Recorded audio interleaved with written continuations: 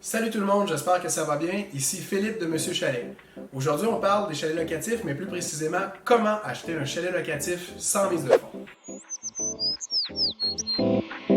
On a tous des jeunes dans notre entourage qui sont propriétaires de chalets. Mais la question qu'on se demande parfois, c'est comment devenir propriétaire de chalet. Il y a la méthode traditionnelle, qui implique de mettre de l'argent de votre poche et de faire un prêt avec une banque, mais il existe d'autres moyens. Prenons par exemple la balance de vente. Ce qui implique que votre vendeur, la personne à qui vous allez acheter le chalet, va vous endosser, va vous prêter les fonds nécessaires pour faire approuver votre prêt hypothécaire.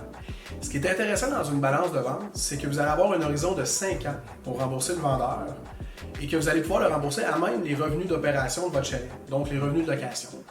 Si jamais vous optez pour une balance de vente, ce qui est intéressant, c'est de choisir de travailler avec un courtier hypothécaire. Pourquoi un courtier et non une banque? C'est très simple, c'est que le courtier hypothécaire va faire les démarches pour le prêt auprès de différentes institutions financières et ça va aider à favoriser l'analyse de votre dossier et la concrétisation de votre projet. La deuxième méthode qu'on va regarder, c'est l'utilisation de la marge hypothécaire. Pour que cette méthode-là soit possible, vous devez déjà être propriétaire d'une maison ou bien d'un immeuble à revenus. L'idée, en fait, est d'utiliser le solde disponible dans votre marge comme un levier financier pour mettre la mise de fonds pour l'achat d'un chalet.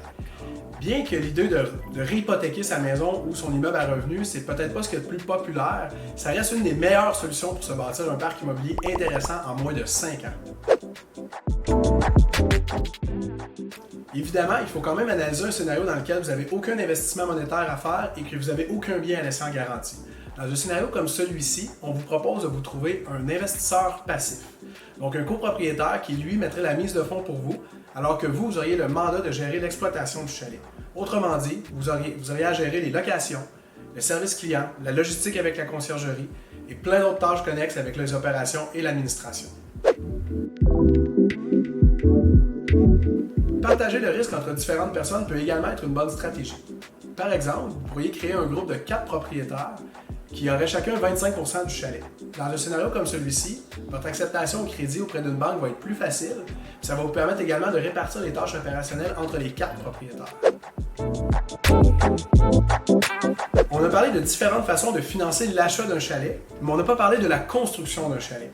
Donc, dans l'horizon de construire un chalet, ce qu'on peut faire qui peut être une bonne stratégie est de prendre un prêt personnel ou une marge personnelle qui nous permettrait d'acheter un terrain pour ensuite prendre ce terrain-là en mise de fonds pour la construction de notre chalet. Les banques vont considérer ce terrain comme un actif et vont l'utiliser pour vous faire votre prêt hypothécaire. Si vous souhaitez recevoir des formations gratuites sur comment prospecter, financer et rentabiliser un chalet locatif, je vous invite à nous laisser votre courriel en cliquant dans le lien dans la description. Merci de m'avoir écouté aujourd'hui et au plaisir de vous compter parmi les heureux propriétaires de chalets du Québec.